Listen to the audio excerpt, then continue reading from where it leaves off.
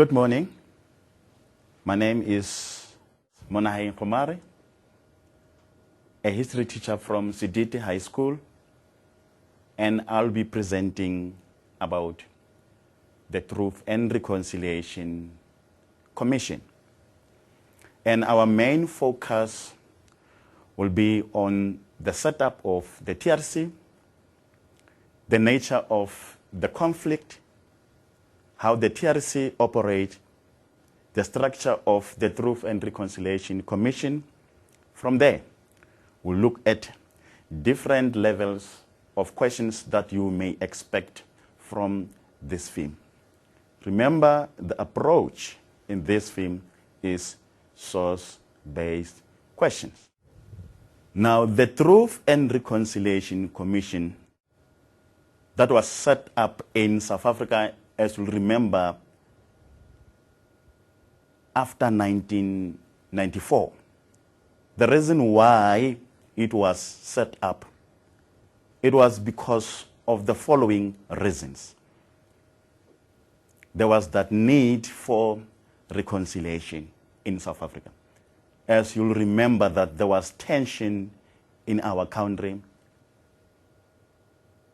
before the commission was set up, immediately after the end of apartheid. Now there was the tension between the blacks and the whites, and therefore there was that need for reconciliation. There was that need for a nation building. There was no way in which the South African society could move forward without reconciliation. The need to have the past adequately addressed so that the nation can proceed and move smoothly into the future. Therefore, the past had to be addressed.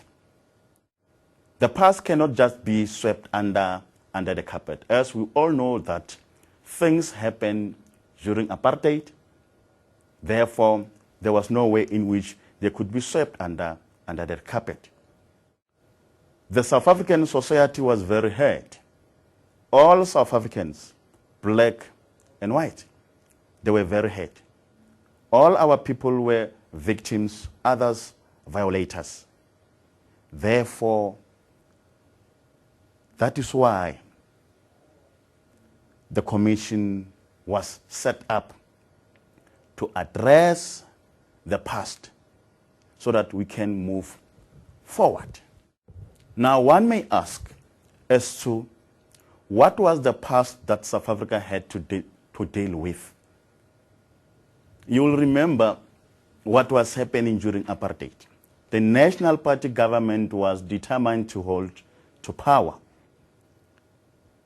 On the other hand, the liberation movements were also equally determined to wrestle power away from the government. Now, this was the situation. The government and the liberation movement. National Party government wanted to hold to power.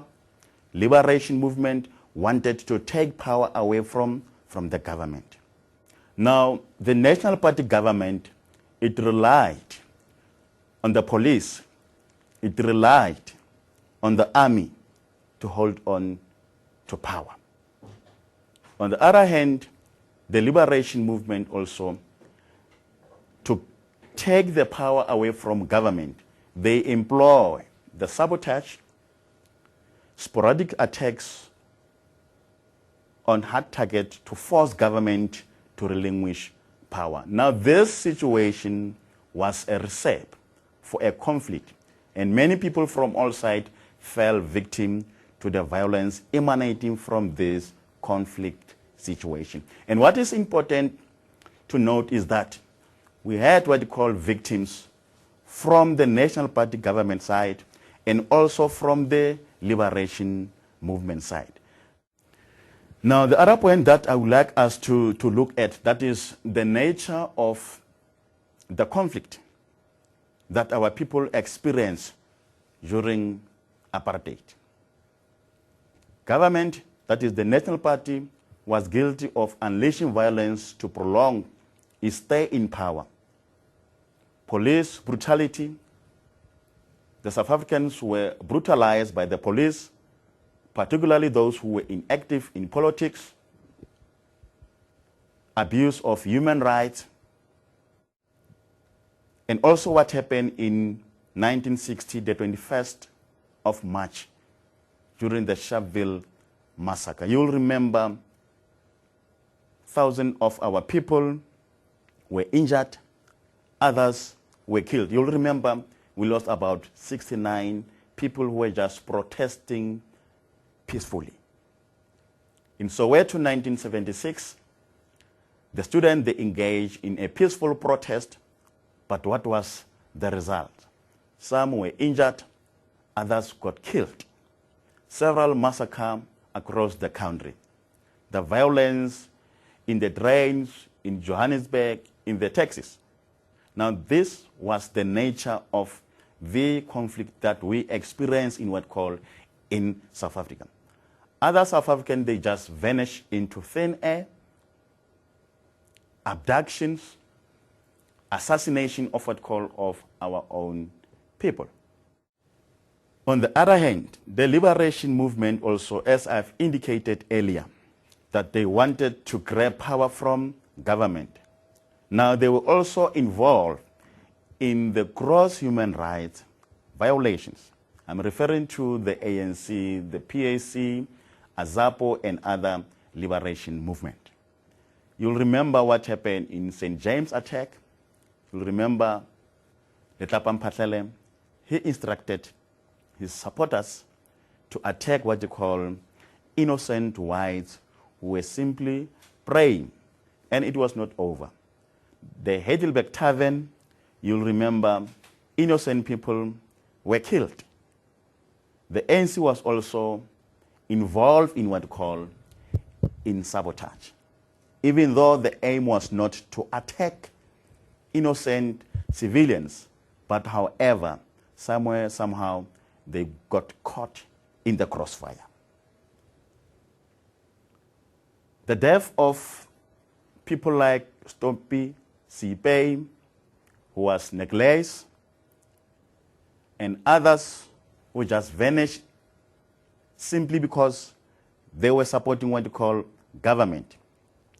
Violence against the black police, the councillors, or anyone who was collaborating with government. These are some of innocent people or South Africans who were attacked by what called by the liberation movement, simply because they were angry, they were not happy with them, and they were regarded as what called as the sellout.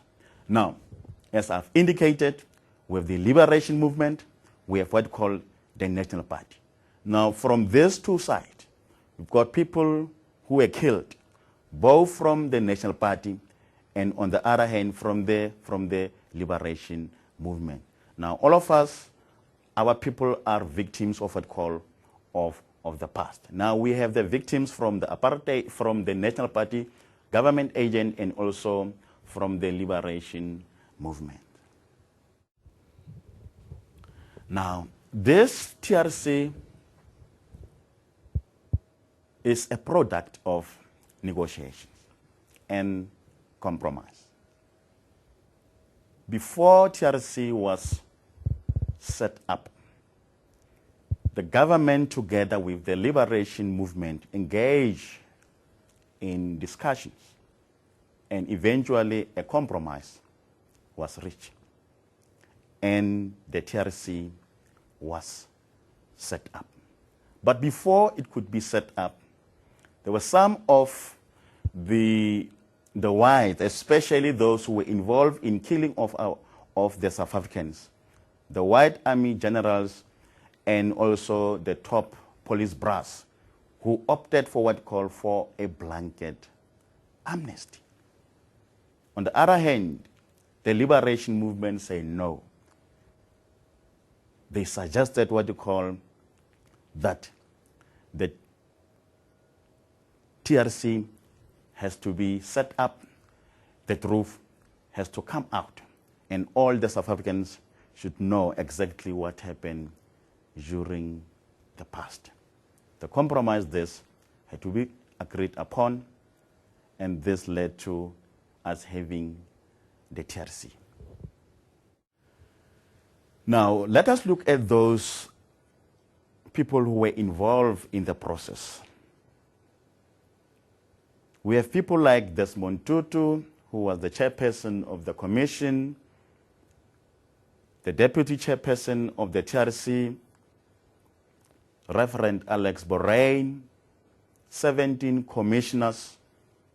We have people like Magnus Malan, people like Andrien Flock, Joe Mamaselwa, Wouter Basson, Derek Coetzee, people like Nelson Mandela, Thabo Mbeki, F.W. de Klerk, P.W. Botha, the family of Bigo, the Mngenge family, and other South Africans. These are popular South Africans who were involved in the Truth and Reconciliation Commission.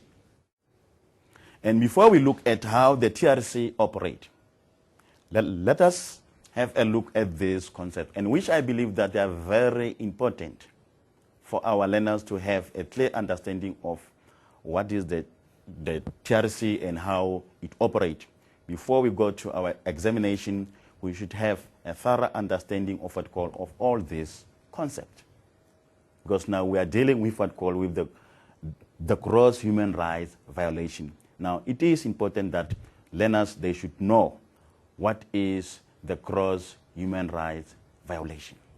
The gross human rights violation, it refers to the killings, the abduction, the torture during apartheid. The second concept, that is a violator or a perpetrator. Now, we are referring to those people who were involved in killing of what call of South Africans during apartheid. And amnesty. And amnesty, that is a pardon that is given to someone who discloses the truth about the past, then he is forgiven. You'll remember the TRC, it wanted people to come forward and tell what you call the truth. Now those people, they were given what called an amnesty. In other words, they were forgiven for what they did during the past. Compensation. Compensation, that is a payment of some kind to make up for the loss. A testimony coming forward and disclose, revealing everything that you did during the past. Remorse. Remorse is showing a regret that you really regret for what you did. But what is important is that some of our learners, they have this thing of saying that people, they were given what called amnesty because they were showing what called a remorse. That is not one of the requirements. A cleansing, that is to heal the wounds of what called of those South Africans who experience what called the gross human rights violation. A closure, that is disclosing, telling what you call the truth about the past, revealing information. Rehabilitation. Rehabilitation is some sort of a therapy that is given to what called to the victims of what called of the gross human rights violation. Remember, the victims and even the witness, they were given that therapy or a counseling. Reconciliation, to restore the friendly relations between former enemies. As I indicated, that there was tension in the country between the blacks and what call and the whites. Now there was that need for what call for reconciliation, to restore the friendly relation between the blacks and the whites. Restorative justice, that is to reconcile and healing. Now the Truth and Reconciliation Commission, it was restorative in nature. It was focusing on what called on reconciling our people and healing of what call of our people. Retributive justice. Now, retributive justice simply refers to what call to revenge. There were some of our own people or some of the South African after the end of apartheid who wanted what we call a revenge. Lastly, the last concept, that is a mandate. Now, a mandate is an instruction on how to act. The commission was given what called the instruction that they have to deal only with the cases which are politically motivated. Now, some of the important places where most of these gross human rights violations were taking place, we have what we call the Khotso House, that is the headquarters of the ANC in Johannesburg. We have Flag Plus, where most of the South African experience what we call the torture, especially by the generals and some of the top brass of what we call of the police. Now they use what we call the Flag Plus as the place whereby all these atrocities were taking place. Sharpeville, you'll remember Sharpeville, what happened in Sharpeville the 21st of March 1960. About 69 people were shot and killed, and others were injured. In Soweto, most of what call of the gross human rights violation took place in Soweto, in the trains, in the buses. That is whereby our people were assassinated. Others experienced what they call the gross human rights violation. In Bisho, you'll remember what happened during the Bisho massacre. In Sebokeng, the violence between the IFP and the ANC. Bipato, you'll remember about 49 innocent women and children were killed by the IFP members, whom it was reported that they were escorted by what they call by the police. Now, the ideas about dealing with the past. Now, the South Africans, they differ on how to deal with what call with the past. There were those individuals who wanted revenge, as I have indicated. Others, they say an eye for an eye, that those who were involved in the atrocities of what call of the past, they have to be punished. Others, they were saying, let bygones be bygones. Others, they were saying, let us forgive and forget. Others, they were saying, let the violators drink from their own cup, meeting violence with violence. Others, they wanted to settle the old scores. Others, they were saying that the past belongs in the past and the present can't be held hostage by the past. Now, these are some of what call of the ideals about what call about how to deal with what call with the past. However, our government, after a lengthy discussion, they opted for what call for the Truth and Reconciliation Commission, and that was restorative in nature. That was not aiming at punishing what we call our own people, but it was aiming at restoring the friendly relations between the South Africans. Now, the commission was set up. Now, what was the mandate of what call of the commission? Now, the Truth and Reconciliation Commission, its task was to investigate the gross human rights violations that occurred from 1960 to 1994 only. They have to identify the victims of the past and the nature of the abuse they suffered. In other words, the victims, they have to come forward and tell the commission their experience, how they were abused.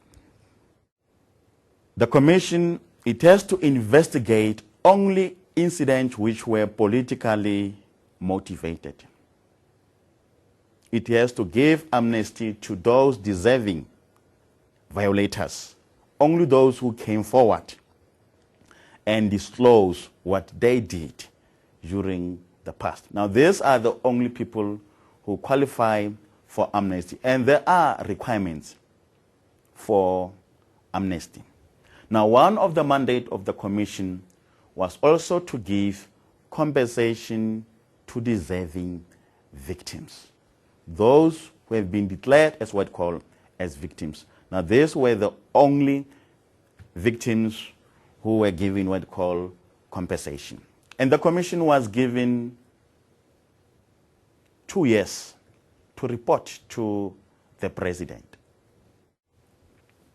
Now, the structures of what call of the commission. The commission was consisting of 3 organs. The first structure was the Cross Human Rights Violation Committee. And what was the function of what call of this organ? It created platform for the victims to come forward and tell their stories. And this platform, it was not only the victims who were given what called the platform. Even the witness, they had to come forward and listen to the stories of South Africans. In other words, this organ, it conducted what called a public hearing. Listen to the stories of the violators also. The victims, after telling their stories, they were referred to the Reparation and Rehabilitation Committee. This committee would also evaluate the testimonies of victims. The victims requested to forgive, not necessarily to forget. But on this one, it must be noted, it was not a force that you have to forgive the violators. If, as a victim, you feel like not forgiving what you call your violators, that is up to you. But what is important is that once the commission has took a decision that violator deserve an amnesty, it was up to the commission to decide, not up to the victims. Now, more than 22,000 people applied as what call as victims. And compensation of a once-off amount of 30,000 was given to the victims for saying sorry for what you experienced during the past. That is the first structure. Now, the second structure, the Amnesty Committee. This committee, it focused on the violators. They are given what we call amnesty, depending on whether they meet the requirements or not. Then for them to be given what we call an amnesty, they have to disclose. They have to tell nothing but the whole truth. That is the first requirement.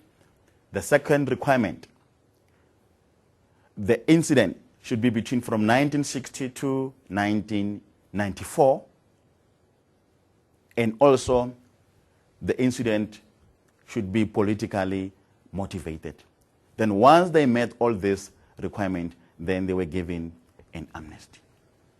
And about 7,000, more than 7,000 people, they applied for what called for amnesty, and only 1,000 were given amnesty. The last committee, that is the Reparation and Rehabilitation Committee, it focused on restoring the dignity of what call of the victims. As I've indicated earlier, that the victims, they were given a once-off reparation of 30,000. Again, the committee was focusing on healing what you call the survivors by giving them what you call a counseling. And not only the victims, even the violators, those who were affected by what you call by the past, they were also given that counseling. But as for reparation, it was only given to the victims only. Now, some phrases our people use, especially those who condemn what you call the commission. They call what you call the commission the bulldog without teeth. Its bark is worse than its bite. It was a witch hunt, especially the white. They call it what you call a witch hunt. The Steve Biko family, they condemn what you call the commission by saying it is perpetrator friendly, that it was a talk show, it was a miscarriage of justice. It led prominent people to get away with murder. As you'll remember, some of the high-profile politicians, they never appeared before the commission. Now, other they were saying the TRC was just a symbolic gesture towards dealing with the past, but it did not go far enough. Now, let us quickly now evaluate the TRC, the positives about the TRC. The TRC allows an opportunity for victims to tell their stories. The truth about the past came out. The secret graves revealed and reburials done. Dignity of victims and violators restored. Amnesty and pardon to victims. Reconciliation was fostered. Compensation and rehabilitation to victims. Now, these are some of the success of what call of the commission. And also evaluation on the negatives. It did not only achieve success, but there were those who criticized what you call the commission. You'll remember that commission was given only 2 years to complete its work. Now, as a result of that, some cases were not attended to because of the number of cases. Now, the time was little. The liberation movement, they criticized the commission, or they criticized the reports, because they were also mentioned in the report that they were also involved in the atrocities of what call of the South Africans, particularly the ANC. It was not happy with the report. Some cases, the racially motivated cases, were ignored. You'll remember the focus was only on politically motivated cases. Now, the money that was given of 30,000, to some people they were saying it was not enough, 30,000. Others, they were saying that the commission is too perpetrator friendly. Many violators escape punishment. Some politicians who were also involved or who gave orders leading to incident of gross human rights violation often got away. You'll remember people like P.W. Botha, he never appeared before the commission. And some of the top politicians or some of the National Party agents, they never appeared before the commission. And what was done? Nothing. Now, these are some of the negatives about what you call about the TRC. Now, from there, as I've said or I indicated earlier, the approach on this film is source-based. Now, let us quickly go through the sources. The key aspect with regard to the sources. Our learners, they should thoroughly study the sources for them to be able to respond to the source base. They should make use of the sources to answer a specific question. Rewriting of sources is not sufficient enough to deserve marks. Now, there is this tendency of our learners who believe that all answers are in the source. But they should rather make use of the source and not take the sources to answer the source base. Sources are just sources, and they are not answers. They should study the sources and make use of them to respond to the question. The other thing is that sources are not exhaustive in that the information in them is brief, and it is aimed at triggering the candidate's memory of the theme in question. The information in the source is very short and brief.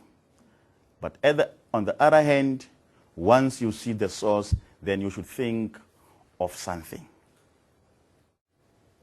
Now, the hints on link between sources and source-based questions. As I've indicated, the approach on this theme is source-based. The implication is that learners or the candidate will be given the package of information related to the theme assessed. And this package of information is relevant to the key question. Now, the sources, they address the key question. There is that relation between the two. And it is the responsibility of each learner to study thoroughly each of these sources to be able to respond to the questions based on these sources respectively. A source, be it pictorial, visual, or a written, should be studied so that the candidate is able to make appropriate sense of what the message of such source is. And the source should be looked into holistically. Look at the captions. They may assist candidate in answering questions on reliability, usefulness of what call of the source. For now, we'll break for 5 to 10 minutes, and I'll allow some questions, if there are questions, before we look at the different levels of what call of questions that we may expect from this theme.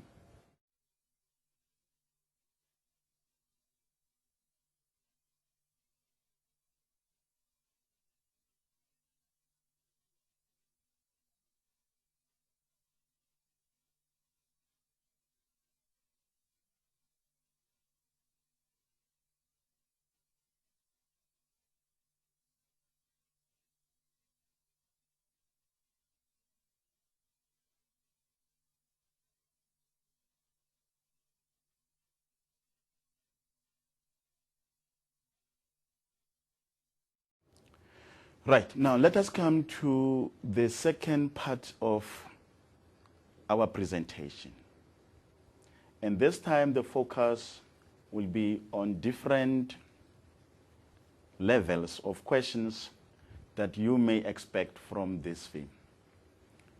Remember, I indicated that we have to try to make use of what call of sources, and sources are just sources.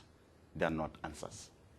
Now, there are 3 levels of questions that you may expect from this theme. Level 1 questions. Now, level 1 questions are very simple and straightforward. Level 1 questions, they require you to extract an answer from the source. And these questions include questions like your name, your list, according to the source identify, explanation of historical concept. And the mark allocation of these questions is either is 1.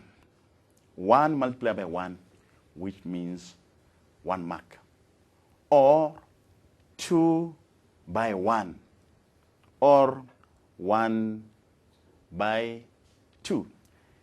These are simple questions, and the answer is in the source. Yours is to study the source. From there, respond to the question. That is level 1 questions. Now, let us have a look at this source. And this is a level 1 question.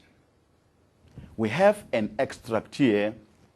The following extract is taken from the Turning Point in History 2004. It deals with the work of the TRC. Now, let me quickly go through this source. The Truth and Reconciliation Commission, established in 1996, it revealed another side of life in South Africa.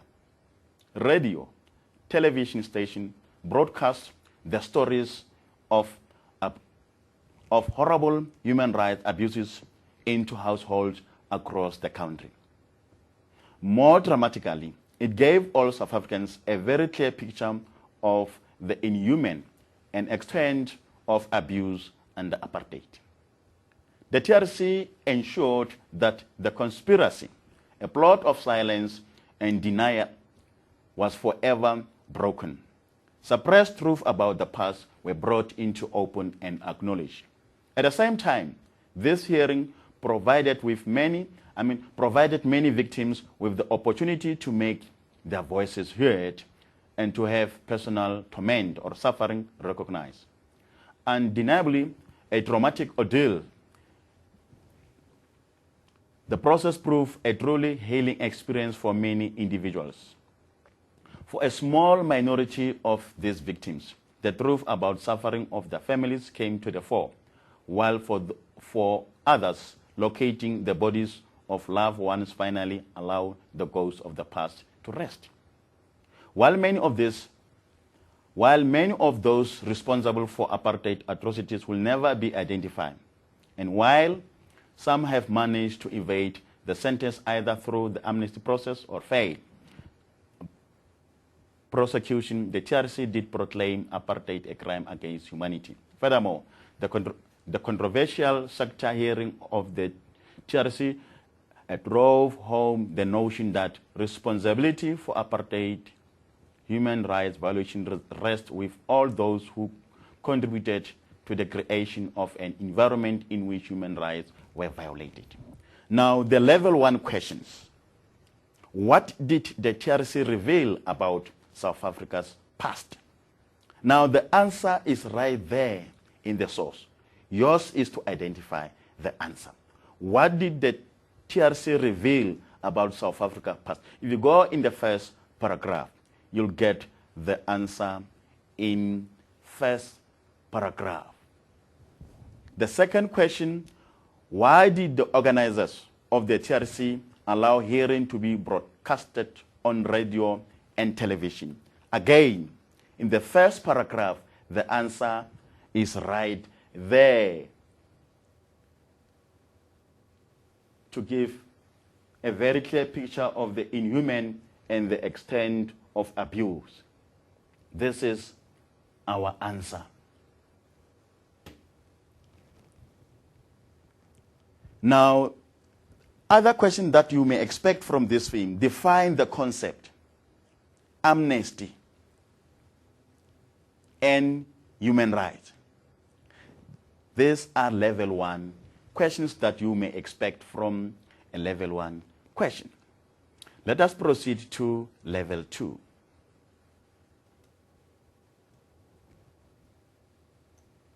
Level 2 questions. Now, in level 2, the candidate is expected to analyze information, to evaluate the source of information provided to assess the appropriateness of the source for the task.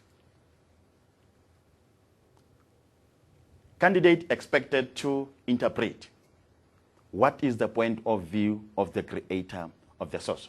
Now, quickly, let us go through this source and try to analyze this source. You could see here, there is this, a drug or a lorry written amnesty process, the TRC. We have this person. Now he's saying, finally, a big one. The chairperson of the TRC, he said, you should have seen the ones that got away. From there, we have other figures who have been depicted as fish, a crocodile, and others. Now, the type of questions that you can expect from this film. Now, after having analyzing what you call the source, questions can be, what is the message the creator is trying to convey? What message the creator is trying to convey? Now, you may respond maybe by saying, it's trying to convey the message that about the amnesty process, that others got away. Some of popular politicians, they got away. They never appeared before the commissions. On the other hand, finally, a big one. In other words, some popular politicians, they did appear before the commission. Now, this is a level 2 questions that you may expect from this film. I'll use this source again, but for now, let us go to level 3, which is a little bit complex. And this time, the same with level 2. You cannot expect to extract the answer from the source. But now, the candidate is expected to use his own knowledge also. Now, the kind of questions that you may expect from this film, these are the question on the biasness of what we call of the source, the usefulness of what we call of the source, questions on reliability. You may be expected to compare different sources, the limitation of the source, and also the paragraph question. But let us look at this one, bias. What kind of a source is a biased one? Most sources usually show some bias because it is written from a point of view of a certain person. The very same source in level 2, it is written from a point of view of Zapiro. Now, a cartoon is biased most of the time because its intention is usually to show a person or a political party in bad light. A source at times is one-sided. It does not give both sides. Exaggeration. Now, let us return back to that source again in level 2. The very same source. Would you say that this source is biased? Would you say that this source is one-sided? Well, after analyzing this source, then you are the one who can tell us the source is biased because there is exaggeration. The source is one-sided. Now, when you respond to the question of this nature, as a candidate, you need to indicate, you need to take a position to say is biased and respond to the question. It is biased because it is one-sided. It is biased because there is exaggeration. Or it is not biased then you'll provide explanation as to why it is not biased. Again, you may expect questions on reliability. Now, what is important before responding to the question on reliability? Here are the aspects that you must consider when answering questions on reliability.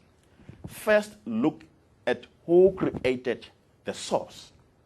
When was it created? Was the person who created the source an eyewitness? Was the source created long time after the event? Why was the source created? What is the attitude of the creator? Thereafter is then you can comment whether the source is reliable or not. But there is this thing that I want to make it very clear. At times, you'll hear our learners saying that the source is reliable because it has a date. No. Look at all these aspects that I've just indicated. If the person was there, and there is this question on the reliability of what call of the source. Now, how do you respond? First, you take a stance.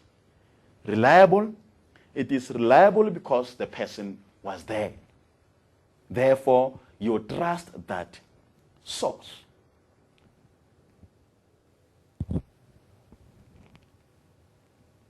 Secondly, it is reliable because the photograph was taken during that event, when it was taking place.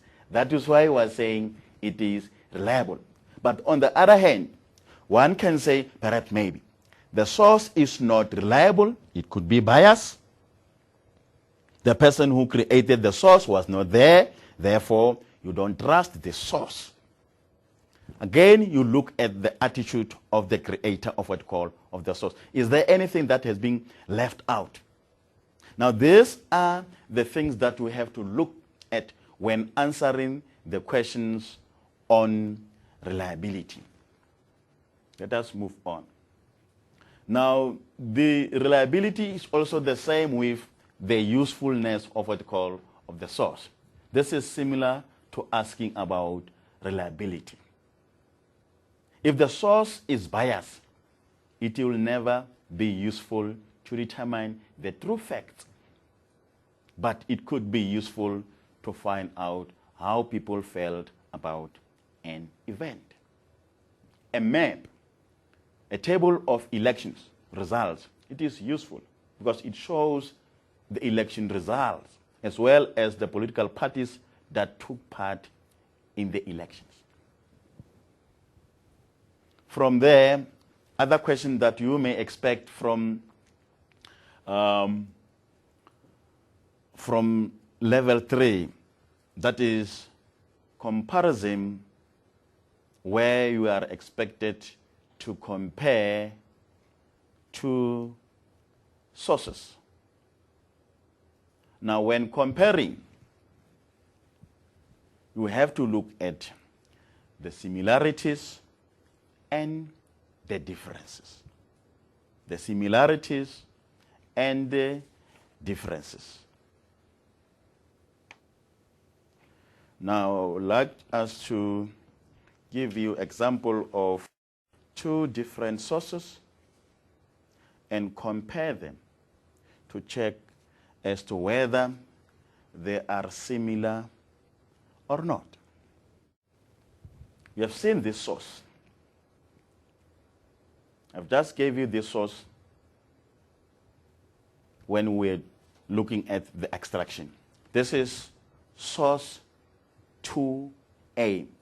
We have gone through it. Now here is the second source that I would like us to look at. Now this one is source 2B.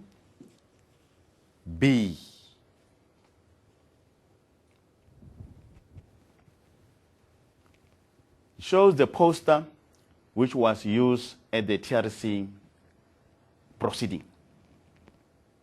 The truth hurts, but silence kills. Let's speak out to each other by telling the truth, by telling our stories of the past, so that we can walk the road to reconciliation together. Truth, the road to reconciliation. We have source 2A and source 2B.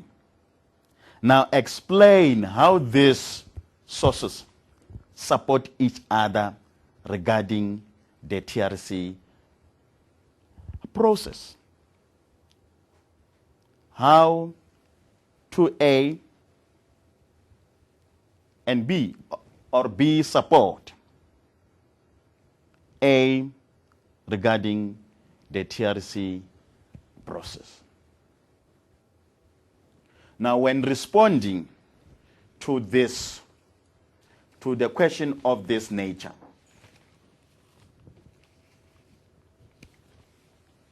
you have to say, source 2A, tell us what source 2A is saying, and also source 2B. Remember, source 2A, it deals with the work of what call of the TRC, that people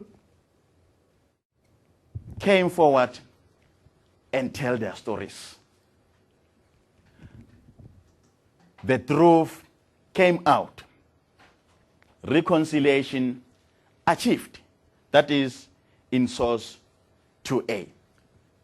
Now again, in source 2B, the truth also, it came out. Even though it hurts, but the truth came out. This source, it encouraged people to speak out, to tell what they call the truth.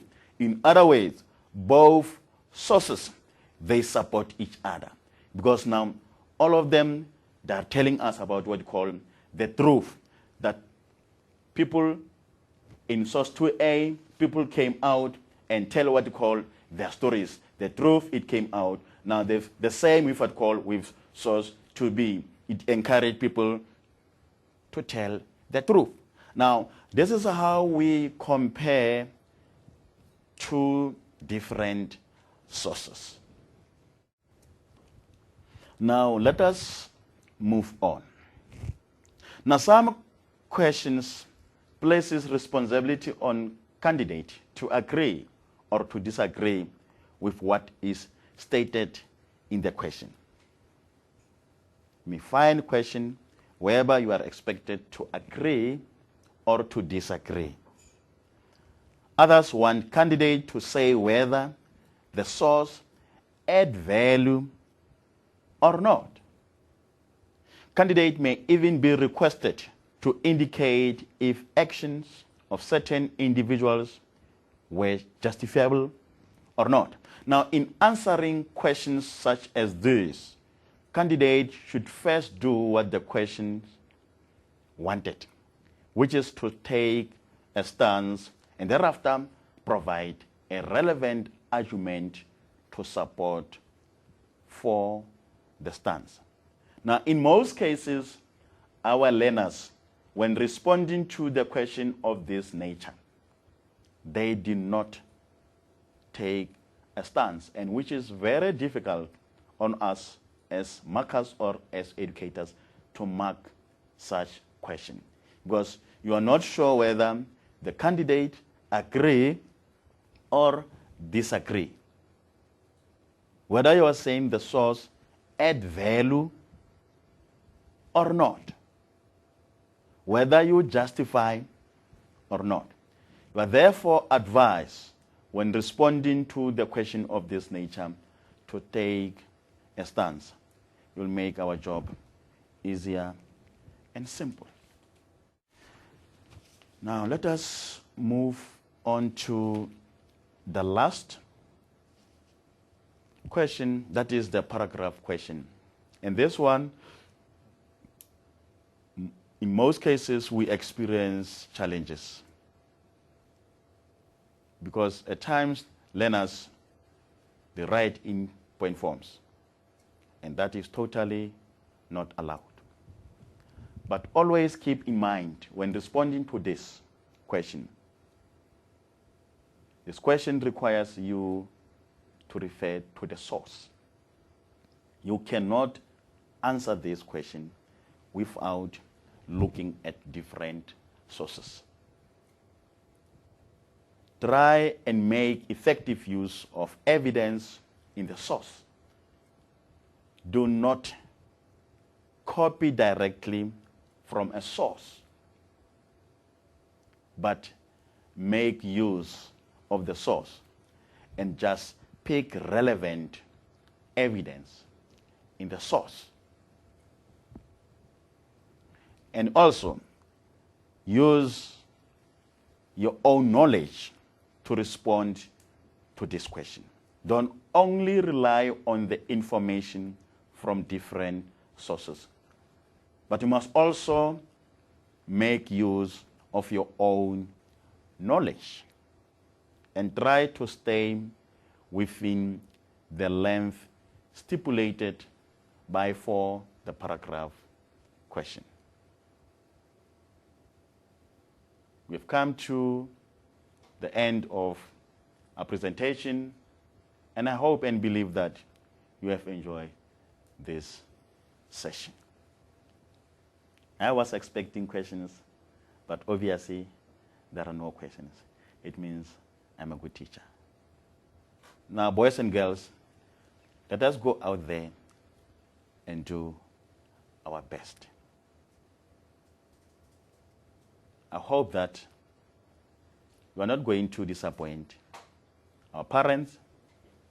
We are not going to disappoint our communities. We are not going to disappoint the Free State Department of Education. We are not going to disappoint our educators who did their best from January up until now. All the best. See you next time. Thank you.